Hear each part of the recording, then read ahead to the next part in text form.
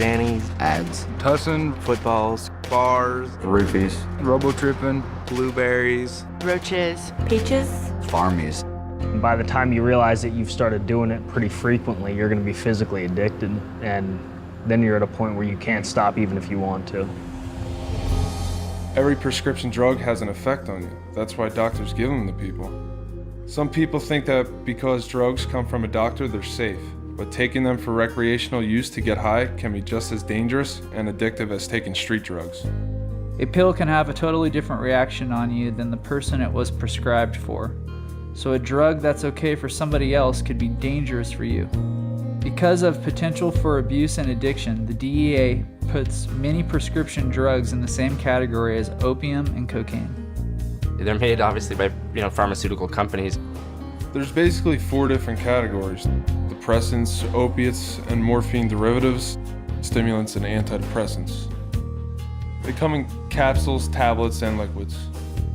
A lot of people think that taking a prescription medication is okay because it's not illegal. But the truth is that taking a prescription drug or giving a prescription drug is a form of using drugs or drug dealing. The first time I ever took Xanax was with friends. They just had some and I was curious. I was curious, and I had a friend that just told me about it, and I wanted to try it, and I tried it. It was in high school. I remember one of my friends had gotten a tooth pulled, I think it was, and got a prescription of them. He had an entire bottle, and he was just telling me what it was and if I wanted to try it, and I just went for it. I was introduced to it by a friend of mine that actually was going to see a psychiatrist to get it. I was just hearing all of these good things, or these fun things. And it's like you're drunk and you don't have to drink. It's like, oh, they must be great. I'll try one. It's like, okay, well, here, take these. You'll have a great night. You're gonna feel really good. And, it's gonna be totally fine. My best friend in high school, she gave me one because her boyfriend used to take them. And she thought that they made her more comfortable around him and more secure about herself. And so she was like, hey, try one, I'd try anything that anybody had, just test out different prescriptions, and it just kept moving up. I wasn't picky about what kind I took, whether it was Klonopin or Xanax or Valium. So many of my friends were getting it prescribed from psychiatrists, and they were going to 2 or 3 different ones a month, so we had a pretty steady flow of it.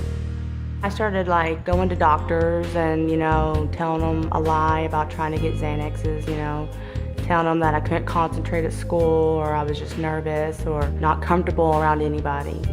Then I would start getting prescriptions. Being that they're prescribed, it was easy to justify to myself that I was probably the kind of guy who needed this kind of thing, and it was okay. At school, I didn't really remember the day, or it made the day go by really quickly. So I got them as often as I could, and I took them as often as I could. They tend to blur reality quite a bit, and the days sort of run into one another. Days turn into weeks, that turn into months, and you don't realize it just sort of slips away from you. Because I wasn't experiencing anything that I cared about in life. I didn't have any feelings. I didn't have any emotions.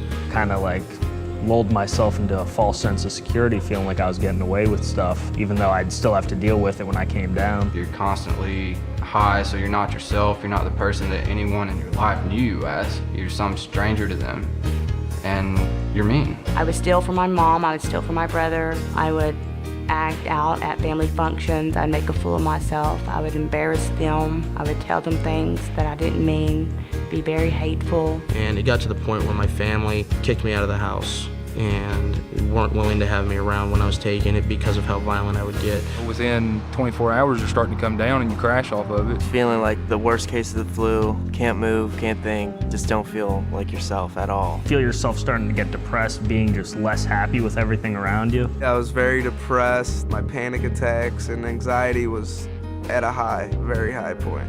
I would be very emotional. I would start crying, angry. When you're in that position, when you're feeling really physically ill and you know that you can get rid of it, it can be gone in 20 minutes. It's just all too easy to reach over and grab some more. By the time somebody's been addicted for so long, they don't have enough strength left in them to actually try and do that, so it's just easier to stay high. I would black out, and you're like, okay, what happened for the last 2 days? You'd piece things together, and you couldn't remember it one bit, totally black. When I would black out, I was completely awake, but I have no recollection of what happened. On my way home from the party, I got into 3 different car accidents because I was blacked out and I had no idea what I was doing. Got to my mom's house and the cops were coming. I knew they were coming. My only solution was my plan was to blow up my car in my mom's driveway. So I went out and I set my car on fire. I passed out at a party. I woke up. The next thing I knew, I was at a hospital, and my friend that I was at the party with told me what happened and said that I took about 20 Xanaxes that night. They called an ambulance, took me to the emergency room, and they had to pump my stomach.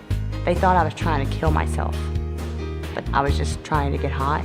I was drinking with the guy, and he kept on encouraging me to drink more, and I didn't understand.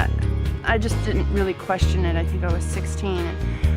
And then about a few hours later, I woke up in his bed and we were having sex, and I started crying and I pushed him off of me. I don't know how he thought that was okay. I don't know how I didn't say no. I don't remember, so I assume that I did, but maybe I didn't. Like you just don't know. When you use Rohypnol and you're forgetting everything, you have no idea what you really did. A guy that I used to know is on death row now in Arizona because he was on Rohypnol.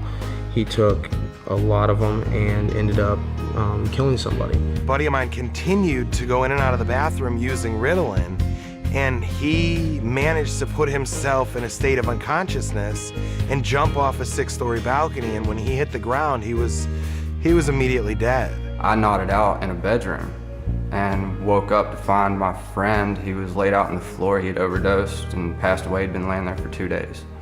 And my friend, this other girl, she was sitting in a chair right where I'd left her, slumped over, blue. I actually had to crawl over 2 dead friends to get out the door. Even when you come off of it, you're still cloudy in a way. Can't comprehend short-term memory loss. Things don't seem to be as clear in my mind. Things don't seem to connect as quickly in my mind. I don't remember any of the times that I was blacked out. Everything that I know from when I was blacked out comes from third party, so there's definitely chunks of my life that I'm missing, and I don't know that I'll ever get them back. There's weeks of time that I have no idea, what was going on. The people who want you to buy these drugs don't care. They really don't care about what happens to you. They want the money, and that's really what it comes down to. Otherwise, they just wouldn't do it. They wouldn't make it sound so good. They wouldn't make it sound so interesting. They wouldn't make it sound like this thing that it's gonna be this one-time fun thing.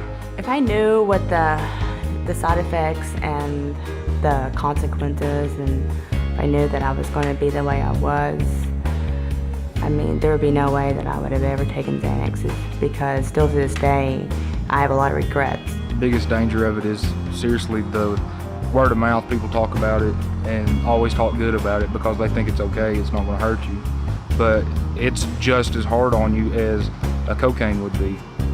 Eventually it gets to where it grabs hold of you and sucks you in. Just because it's readily available, or just because you can get it from your doctor, or just because your mom has it in the medicine cabinet or whatever, doesn't make it okay, and it doesn't mean that it's safe. I remember when I was little, you got TV saying just say no.